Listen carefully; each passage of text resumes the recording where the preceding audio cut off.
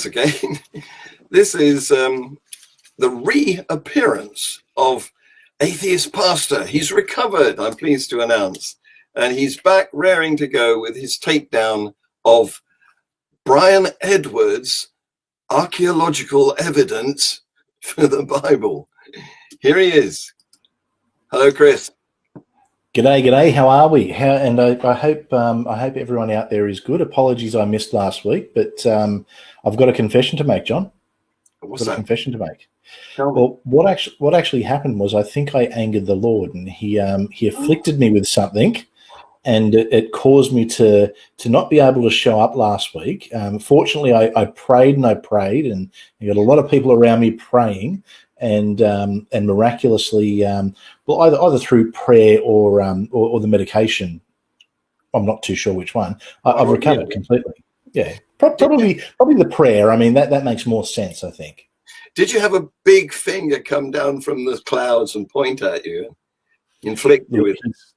He is so angry at me that he just zapped me from a distance. He wouldn't even come and see me. He's really upset that I've been telling people that our good friend Brian might be not quite too accurate with his historical knowledge, but I do have something actually that I further researched from last time. Now, I'm not sure if you remember, we had and you would have probably just seen it before, but Sargon of Akkad was mentioned, and he was flouting it as this great big evidence. And I said, well, the problem is about a 1600 year difference. Yes. Well, what I wasn't taking into account, and what Brian certainly wasn't taking into account, was Sargon II, who was around about 700 BCE. So Sargon II was actually contemporary to the writers of the Bible, but it's not the same one that he was showing archaeological evidence for. So it was a different Sargon. The mystery of the two Sargons. Yeah. Yes. So just like you've got a lot of, we've had two Queen Elizabeths, I guess, so we can have two King Sargons. Why not? Why not indeed? So just for the benefit of our audience, last week when you were off sick, I showed the interview between you and I in which you explained why you are called the Atheist Pastor. So if anybody's wondering how you come up with a name like that, just look at last week's show and it will all be explained. So where do you think we got to with Brian? What was the nature of our disagreement with him? Well, mainly he was twisting a lot of evidence, I guess, that was out there, and he was claiming a lot of things, I think, for his audience who, and look, you would assume his audience doesn't have a historical knowledge, or as most people don't. I mean, it's just like, I couldn't argue on science or philosophy because I'm a historian. A lot of people don't have a good basis for historical knowledge, especially history from another continent, thousands of years previously. So, but what he was doing was he was just nitpicking the evidence to suit the narrative he was trying to put out, and a lot of it, and I guess that Sargon example is an example of that. And also some of the things that he was talking about where there's a complete lack of evidence, things like claiming that there was a global flood because other places have spoken about a flood. Well, there's cultures throughout the world who have spoken about drought because droughts happen, floods happen, natural disasters happen. Lightning happens. Just because a Greek saw lightning doesn't mean that because someone in China saw lightning that it's evidence for Zeus. Absolutely. And so my grievance with him was that he was claiming that locations are somehow proof of what happened in his narrative. And I think you use the expression Spider-Man of New York in that connection. Well, that's a good one. But even I mean, we can look at even more, I guess a few different examples. We can look at, we know that certain areas in the US exist that are mentioned in the Book of Mormon. So was Joseph Smith correct? We know that there are volcanoes on the Hawaiian Islands. So does that mean that the Scientologists are correct, and that's where Lord Zunu put all the alien ghosts? All those millions of years ago before he wound up in galactic jail. Where do we draw the line with that kind of stuff? I mean, look, sometimes you can use something like the Bible as a source. There's no question about that, especially where it's contemporary. I mean, where they're talking about things like the Babylonian exile, even people like kings like Nebuchadnezzar, Cyrus.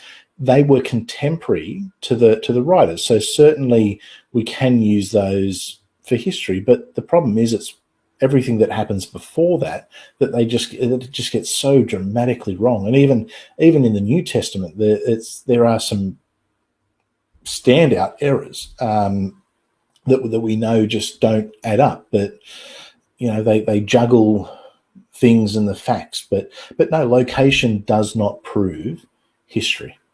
And it's inconsistencies too, isn't it? Particularly in the New Testament.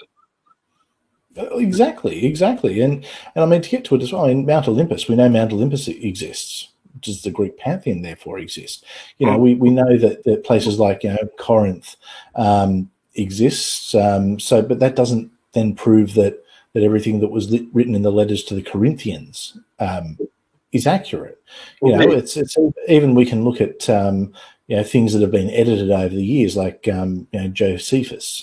Yes. I think the forgery of Josephus is a fairly obvious one, and even Christian scholars will agree to that now.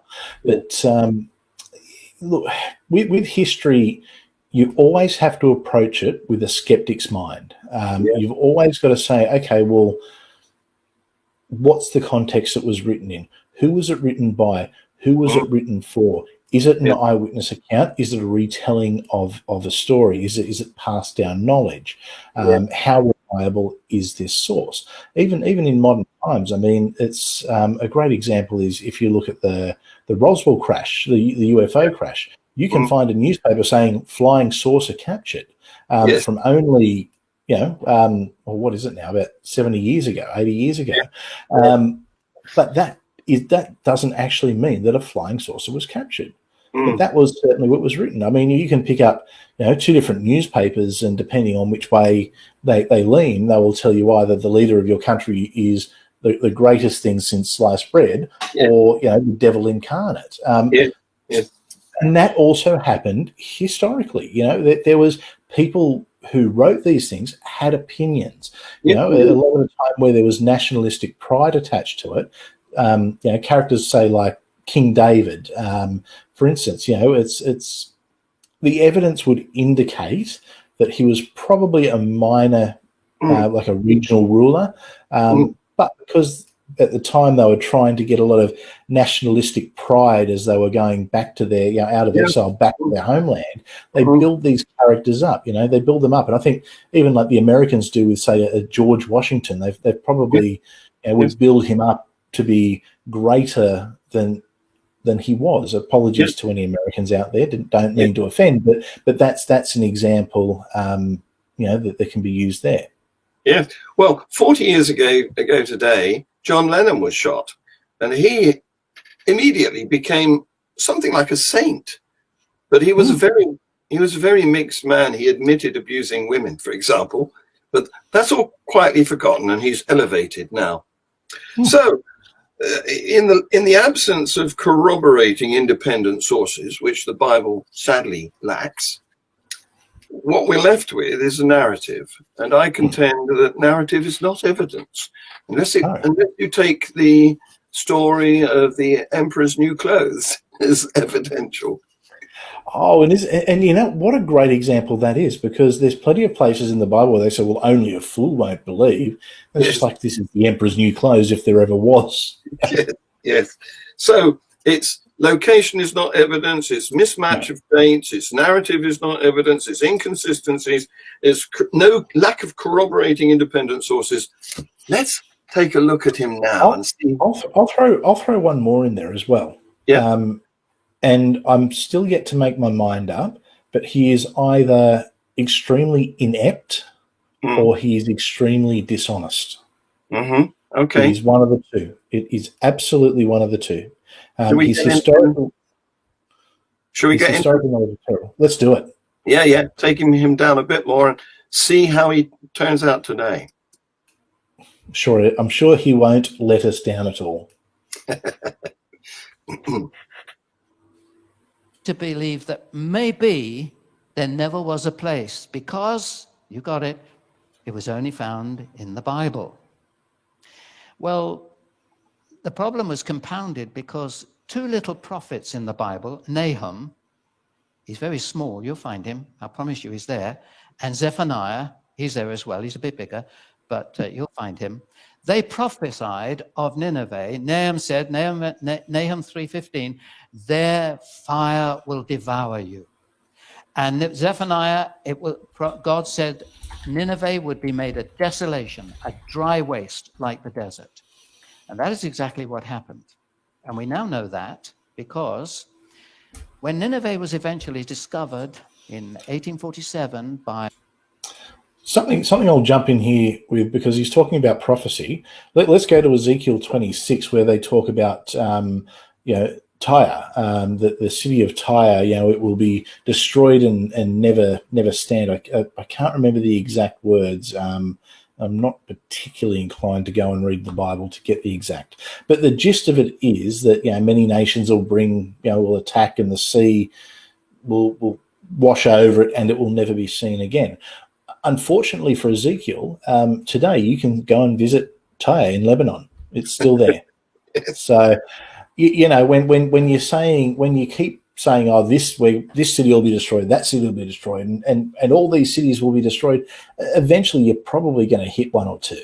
But the other thing too is, the amount of cities that have been destroyed, and the sites of great empires that have been destroyed. It's Sargon of Acadia was massive.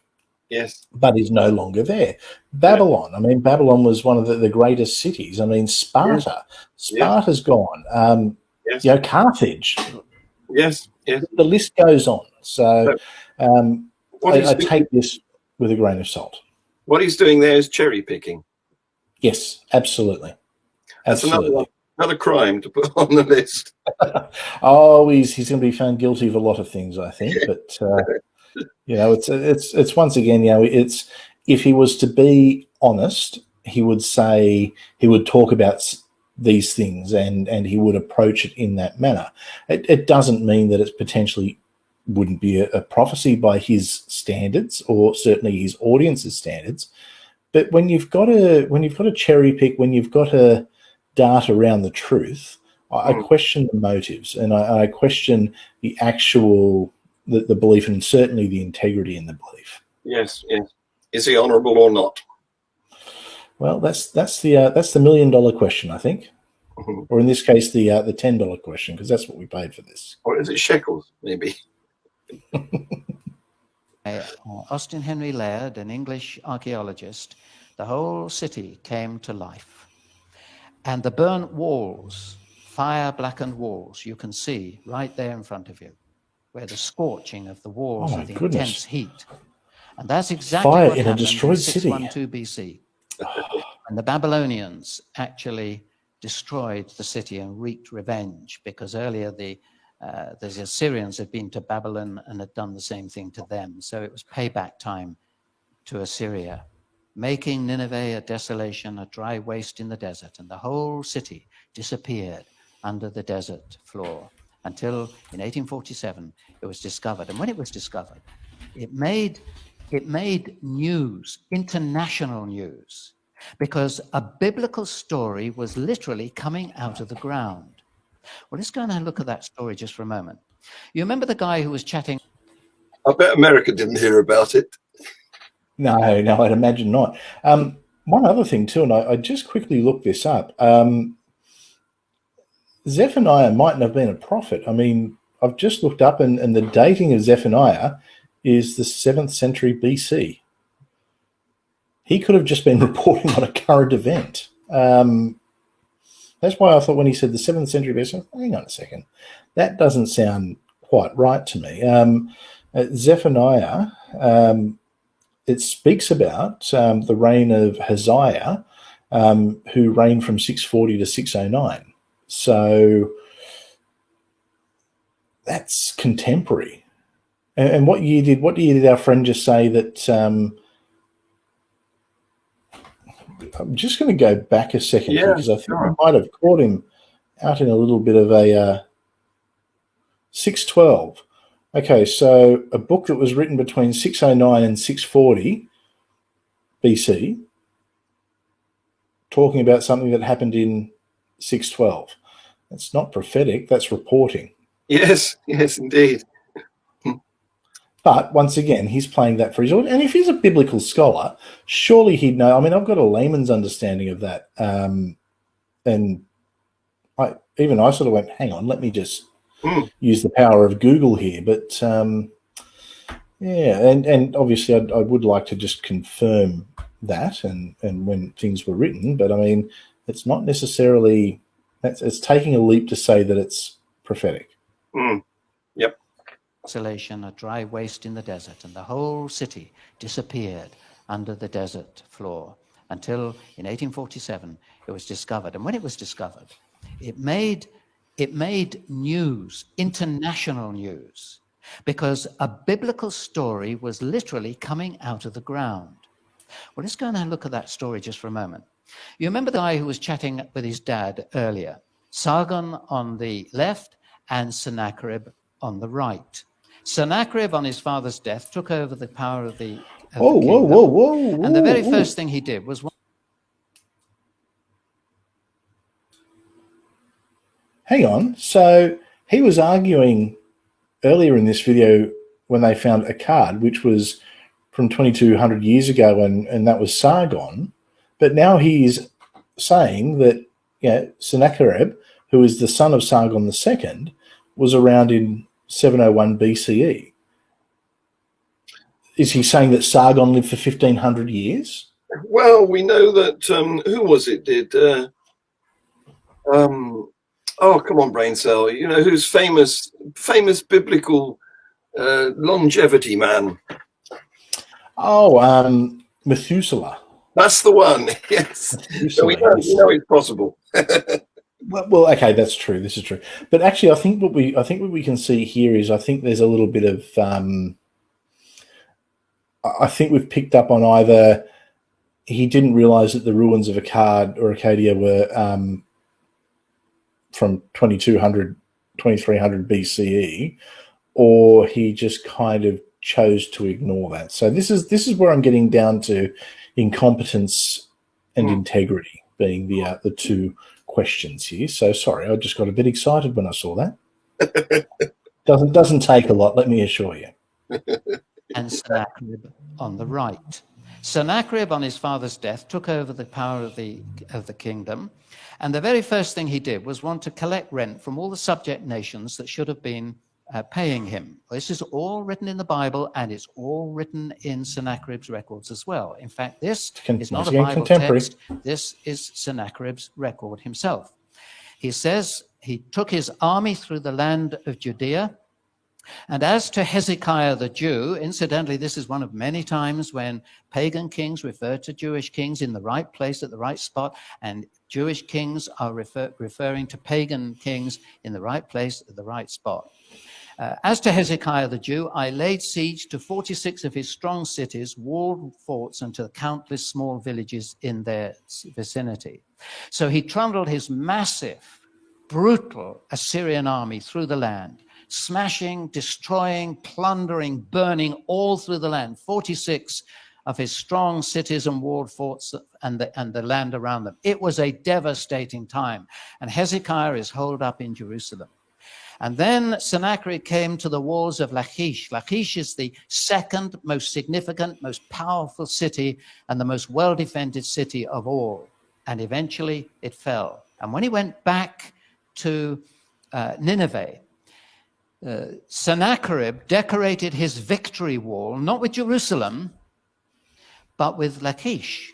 61 feet of once again, it's wall contemporary. panels. So proves And nothing. it was when Austin Henry Laird discovered it in 1847, as I say, it made international news because here was a battle from the beginning to the end put out for us all to see. It's now how we know what ancient warfare was like. And you can see the battering ram. I'd love to talk to you more about that battering ram, but I haven't got time. But this is how we know what battering rams were like in the ancient world. And down on the bottom right-hand corner, you can see people. It's an early form of crucifixion. The Assyrians would put a stake through a man's stomach or his groin and leave him to die. And all through this tremendous panel, all the way around until you have people right at the end, some of the leaders being spread out and literally flayed alive, with the children being made to watch. And it's quite significant that I'm not showing you a picture of that, but you can see children escaping with their parents, even in the one in front of you there. It's a biblical battle that's coming right out of the ground. And right at the end, you have the king sitting on his throne receiving the booty. Sennacherib, king of Assyria, besieging with all his forces. Meanwhile, back in Jerusalem, Hezekiah had 3 or 4 years of warning that the army was on the way. It took time for the army to get through the land and do all this destructive work and lay siege to Lachish. And so he had time. And one of the things he had to do was deny water to the enemy, but make sure that Jerusalem was well supplied. So the Bible makes a very simple comment. It says that actually what he did was to channel water through the city down to the west side of the city of David with a conduit, a tunnel, which brought water into the city. How many of you here this evening have ever walked through Hezekiah's tunnel in Jerusalem? 1, 2, 3, 4, about 2, 3, 4 of you. Yeah, okay.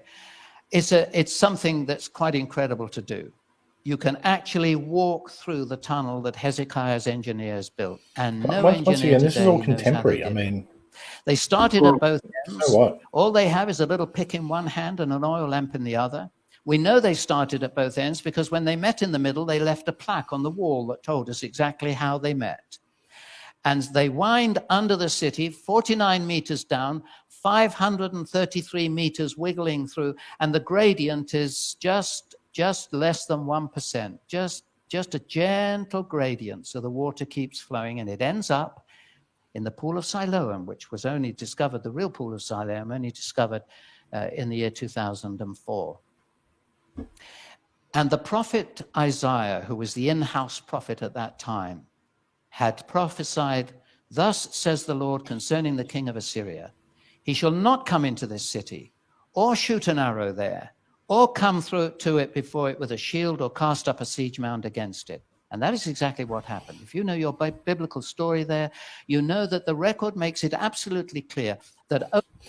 Is it really prophecy when you say, we're not going to let the enemy in, we're going to beat them, we're going to win? I mean, if you can find me anyone who has ever throughout history said, well, we're at war and I'm pretty sure we're going to get smashed, they're going to come in, they're going to absolutely destroy us, and it's going to be horrific, but we'll give it our best. I mean, no, of course not. Everyone claims victory. I mean, it's like Donald Trump saying we're going to build a wall and we're going to stop all these people from getting in. It ain't prophetic. No, it's not a prophecy, it's a pep talk. Exactly. It's once again, and it's contemporary. I mean, there's no arguing that there are historical facts in the Bible. I mean, certainly you can use it as a primary source in the case of of a number of things, historical events. But we can use Herodotus as well. I mean, and Herodotus will talk about how the gods blessed and did this and did that, but it doesn't mean that the Greek pantheon's correct. This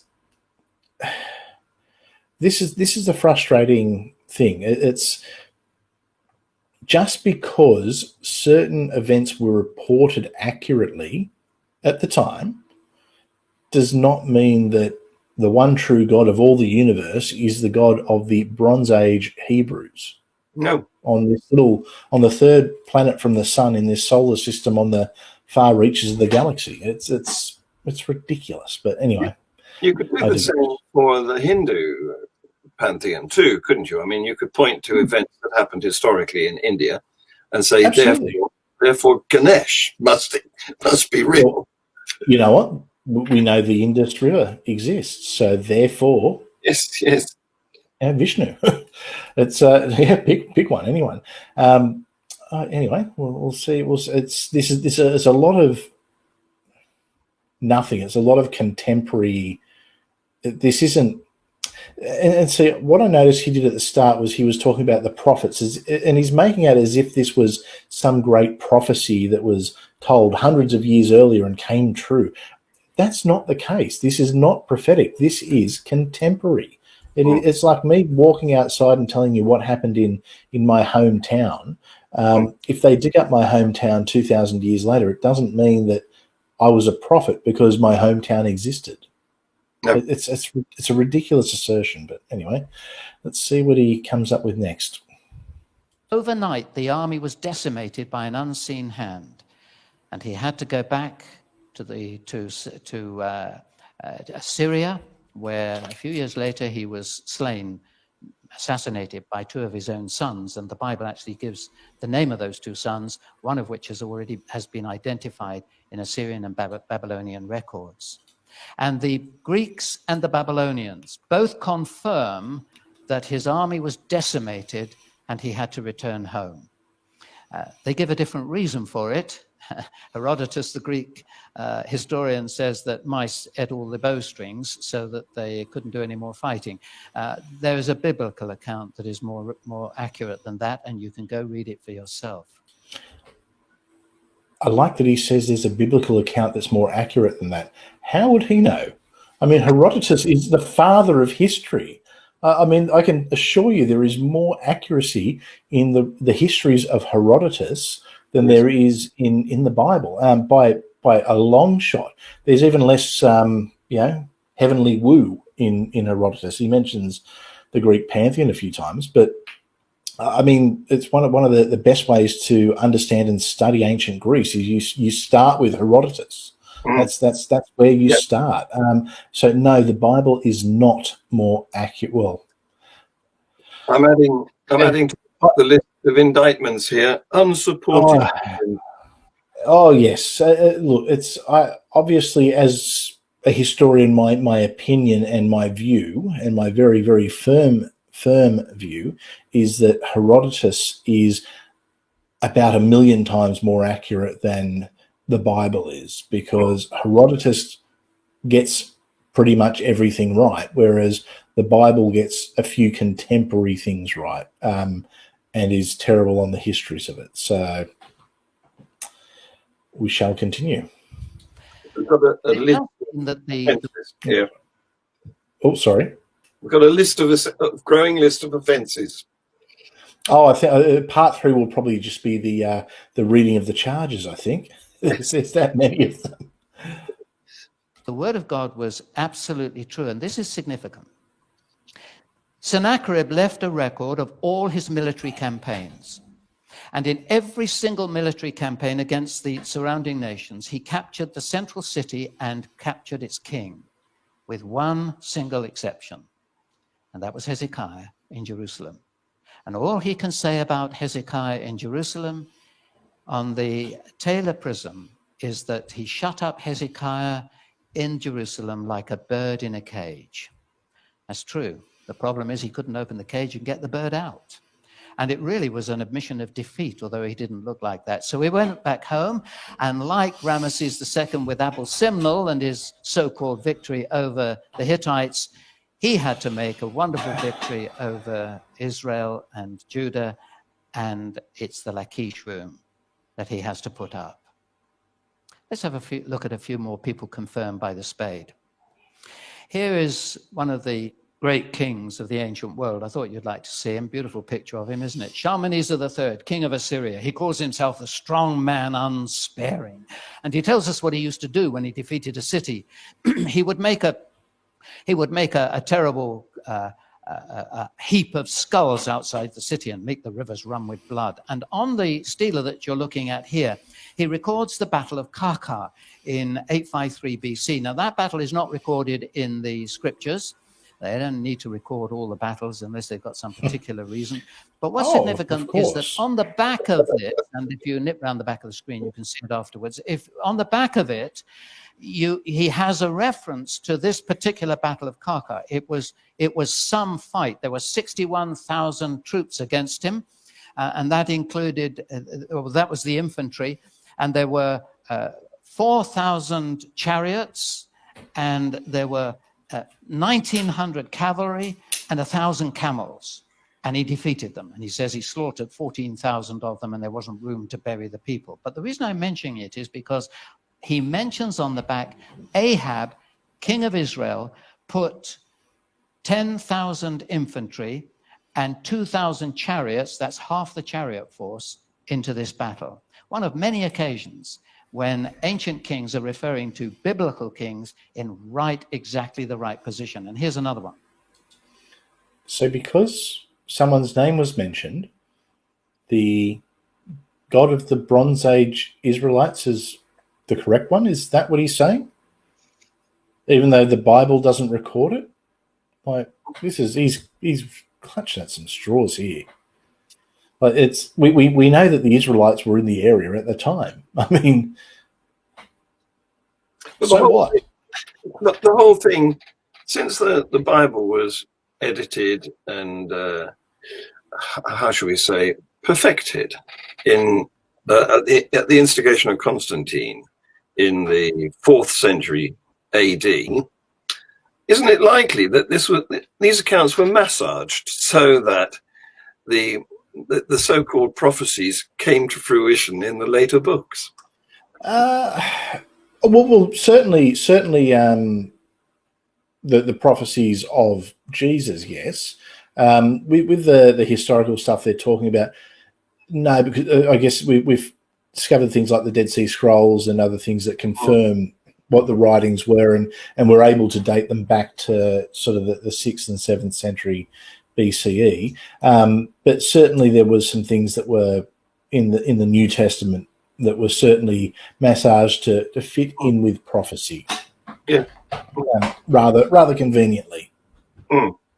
It's like, okay, well, he'll be born in Bethlehem and he'll be a Nazarite. Oh, it just so happens that he's from Nazareth, but he was born in Bethlehem, I promise you, and there was a star in the sky to prove it. Yes, yes. Because there's never stars in the sky. I mean, you know. This is the guy who drove his chariot furiously into Jerusalem, and the end of Jezebel was just on the end of that as well. Now, Jehu was a butcher and a usurper. He'd butchered his way to power, usurped the throne of Israel. He needed a few friends to keep on side. And who better than the big guy himself, Shalmaneser III? So he toddled along to Shalmaneser with a few gifts. And on the black obelisk, it's an obelisk because it's four-sided and it tapers at the top, and it's called a black obelisk because it's black limestone. And on the black obelisk, there is a list of 1, 2, 3, 4, 5 kings who are bringing tribute to Shalmaneser III. And the second row down has a kneeling figure there bringing tribute to him. And the text above it, in cuneiform writing, tells us that this is Jehu, son of Omri, bringing tribute to the king. And as you go round the obelisk, you will see all the gifts that he brought. None of this is unusual for Ahab, the era. Jehu, mentioned very clearly in ancient pagan records. He's making a tenuous link to his Bible, isn't he? Sorry? I said he's just making a tenuous link to his Bible. Oh, a very tenuous one at that too. Look, it's the and just to give people an understanding, tributes weren't uncommon in this era because there were nations that would have bigger forces, and warfare back then was probably a lot more devastating. Even though the weapons we have now are worse, it was probably a lot more devastating at the time because entire armies would be crossing, destroying, all your food. You couldn't get food, airlifted in by the United Nations in those days. No. If you were fighting a war, it was expensive for one, and a lot of people died both as a result of the war and the aftermath. Not to mention that what would happen is when the soldiers would go into a town and kill all the men and have their way with the women, what you would then get is a generation that weren't pure to that nation. And certainly the way that the kings in particular were treated by some of the conquering forces. No king wanted to be the conquered king. So kings would go and pay tribute. It's just like the mafia, it's they go and give their tribute to the Don. So, Yes. As protection, it's almost like a, not so much a vassal state, but not far off it in some circumstances. So this is something that was common all throughout this era in a number of civilizations. I mean, even, you have a look at Alexander the Great as he went a-conquering. That happened. Yeah. Faced with a choice between death or submission. Let me see now. What shall I go with? You're either going to completely destroy my civilization and humiliate me and kill everyone I know, or I can bring you a box of gold and kiss your ass for a little bit. Yes. It's not really a decision, is it? Certainly in those days where it was a lot more brutal. So, an Israelite or Judean king, which is not surprising because even at their worst, they obeyed the commandment not to make a graven image of their king.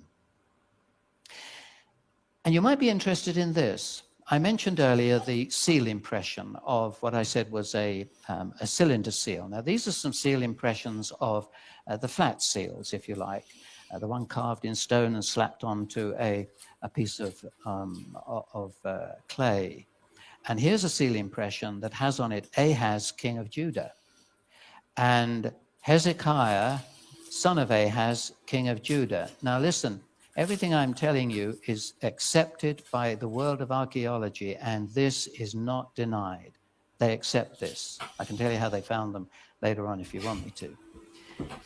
And this they dug them up. Or Shebna, the servant of the king. Now, he was the bad boy in the palace. And if you want to know why he was a bad boy in the palace, just read Isaiah 22 and you'll find out. But I love this. You remember Jeremiah. He was the prophet, in-house prophet at the time when the Babylonians were closing in on the city. And whereas Isaiah told the people in the city of Jerusalem, it's okay, God's on your side. He's not going to break in. Sennacherib won't get into this city. Jeremiah, a few centuries later, had a very different message. He said, it's all up. God's finished with you. You might as well surrender now. Now, that didn't go down very well with people trying to defend themselves against the Babylonians. He was the most hated man in the city. And in fact, so hated that you may recall how they dropped him into a well, and it was only an Ethiopian who pulled him out again. I believe I owe an apology because I said before who actually says that they're about to lose a battle, and apparently Jeremiah did. But when we're comparing Israel to Babylon back then, it's not really prophecy. It'd be like me saying, well, it's if Russia goes to war with Azerbaijan, I think Russia is going to win. It's not really prophecy when it's just, we're talking about the scale of things. Babylon was a phenomenal empire at that period of time. I mean, huge enough that they were able to completely take everyone into captivity. So it's probably a case there of, like we were talking about before, saying, hey, we will lose this, pay the tribute, go and if they want some land, let's work with them, surrender, be a vassal state, whatever we need to do to survive. Yes, exactly. Well, you've got to know when to capitulate. It happens at the end of a lot of wars, doesn't it? I mean, the Nazis signed the surrender document. Well, what do they say? You've got to know when to hold them, know when to fold them. Yes. Jeremiah was saying it's we don't have a good hand here. It's time to get out. I thought you were going to break into song for a minute there.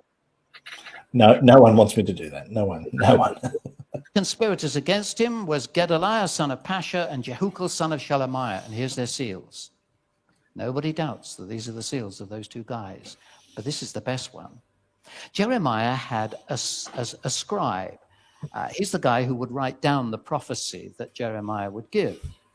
And his name was Baruch or Berechiah. His name appears often in the book of Jeremiah. You'll find it, Baruch, Berechiah. And here is his seal. In fact, there were two seals.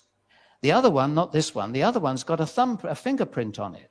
Do you know we might even have the fingerprint of Jeremiah's secretary, Baruch? Now listen, I didn't say we have. I said we could have. It's got to be somebody's thumbprint anyway. But these are evidences of how real these people were. People and events who once never existed. So he's getting back to that. No one ever said they didn't exist. Yes. No one. That was never the consensus. What it was we haven't found the archaeological evidence that they exist. And we're talking about the 18th and 19th century. I mean, we're not talking about modern times. No. It's just like anything. Until you can actually find the evidence of it, well, you have to question whether it's actual historical fact or potentially a story. Now, you can look at the evidence, but no one was denying ever. So he's absolutely being dishonest in that statement. He's being completely dishonest, and I would suggest he knows he's being dishonest. But I like the way he tried to paint himself as truthful by saying, look, I'm not making a wild claim here. You can trust me. Oh, yeah. It could be someone's fingerprint on clay. It's like, oh, my goodness. Well, that's evidence that the God of the Bronze Age Hebrews was the one and only true God, a thumbprint. Yeah. So thumbs existed. Thumbs existed, and historical figures existed. It's you know what? There's evidence that Joseph Smith existed. The Mormons must be correct. Yeah, there's a criminal record against him. Exactly. There's probably even a photo of him somewhere. I know there's plenty of portraits of him with his fair white skin and fair white hair. But anyway, I digress. Well, one of the most famous is this one. You see, when the people were brought back from when the Persians overcame the city of Babylon, Cyrus was the top guy. He was the king of Persia, fabulously wealthy. And he made a decree, according to the Bible, that the God of heaven had given him all these kingdoms, and he told the Jews that if they wanted, they could go back to Jerusalem, they could rebuild their temple, rebuild their city, and take their gods with them. And they said, we haven't got any gods. But I'll tell you what we would like. We'd like all the stuff that Nebuchadnezzar nicked out of the temple. And he said, right, you can take that as well. And there's no recession here in Persia. We'll pay some of the costs of travel as well. All that's in the book at the end of Chronicles, books of Ezra, Nehemiah. You'll find it all there. And the critics said, nonsense. Because we know that the ancient kings, almost all of them, like Sargon, took the cream of the population out and brought other people in, but they didn't do the opposite. They didn't tell people you could go home. So that's wrong to start with. Well, no, it's not. Whoa. No, that's not accurate, because it was the Babylonians who came and took out the Israelites and had them as slaves. And it was the Persians who conquered Babylon. So the Persians weren't at war and had no quarrel with the Israelites. In fact, as far as I'm aware, they had reasonably good relations. So that was... this is really painful to watch. It's so disingenuous. Well, I'm wondering whether maybe we should knock it on the head soon, because I see he's got how many minutes left to go, and it's same old, isn't it? Basically, it's all he's doing is he's rather smugly saying, well, these people existed, therefore the Bible. But he's also twisting things to suit his narrative, and I wasn't sure if it was inept or dishonest. I'm thinking it's actually rather dishonest. What he's putting out there, and he's certainly playing to his audience. I mean, this isn't something that's going to go and convert people to Christianity who aren't believers. It's just, I was ready to be converted with his archaeological evidence. As a historian, I like. I'd love to be. I'd love to discover new things. History's wonderful. History's just there's so much you can get out of it. But what he's talking about is he's just talking garbage.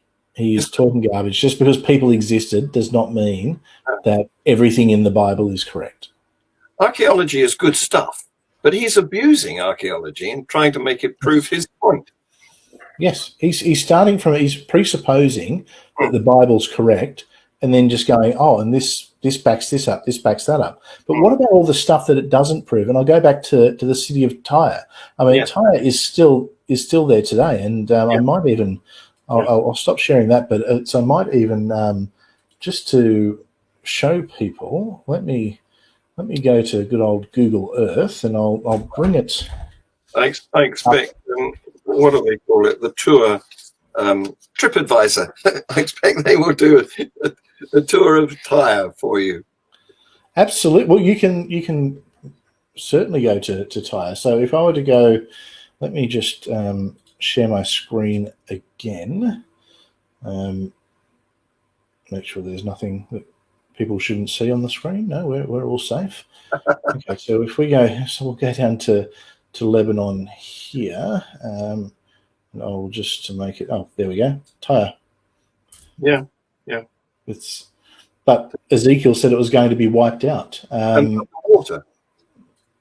Yeah. So what? And well, here's where Ezekiel really messed up. So if you'll see, actually, if you share the screen very quickly. So if you see this is where the original coastline would have been, and there was this city out here. And what they would do in Tyre, whenever the invading armies would come in, they would cross over to this part, which was an island at the time. So the waters didn't wash it away. In fact, they got more land. They reclaimed some land. Yes. So that you can zoom in to quite literally here, and I believe these are where are the ruins? Actually, yeah, that would be the here we go, the ancient ruins of Tyre, right in here. Yeah. So Ezekiel said that was going to be destroyed and wiped away. So interesting that he didn't mention that in his look at all the evidence and look at all these historical things that have come true. I mean, there's a very obvious one. Yeah. Well, there you go. He's sorting out his evidence to suit his narrative. Yeah. Exactly. Well, okay. I think I've probably tired you out with this. Very good. But I want to announce that you very kindly agreed to join me in future shows in 2021 on a regular basis with an Ask an Atheist interactive audience participation event. So it could be fun, it could be scary, it could be interesting. We've got to fix up a time which is convenient to both of us. I think we said my late Saturday night and your early Sunday morning, didn't we? So that just so long as it's not too early on a Sunday morning. Yeah. So I'm not always at my brightest and bushy-tailed that early. One of the unfortunate side effects of having young children, they tend to stay up late and wake you up early. Tell me about it. Yeah, I've only just got back from the school run myself. Okay, Chris, as usual, you have been utterly fantastic. And I'm going to let you go now and have another glass of that lovely red Australian wine, because I know you've been on the water during our show. Well, I have been, and if I can do a quick shout out, everyone this Christmas, please go and buy a bottle of Australian wine. We've had some, one of our neighbouring countries has decided to put some fairly large tariffs on us because we won't kowtow to them. And it's absolutely crippling our wine industry. So asking all of our friends out there, this Christmas, please go and buy a bottle of Australian wine. And I can promise you, if you buy one bottle, it won't be a last. Well, I can tell you that I have a sister-in-law, or probably an ex-sister-in-law, because I was divorced from her sister, who studied in, is it Wollongong University? Wollongong, University of Wollongong, yes. Yeah, which is not far from where you are, I believe. No, it takes me about 3-4 minutes to drive there. Yeah. And she did a Wait. PhD on Excellent. viticulture. So there you go. Excellent. Mm. See, this is where we study. So the wine is partially due to her. That's the quality. You know what? Well, I think I'll go and have a bottle at some point, or maybe a glass. Sorry, not a bottle. Yeah, and I'll certainly toast her. Okay, well, enjoy that. Yes, Chris. Once again, you've been brilliant. Thank you very much. Thank you.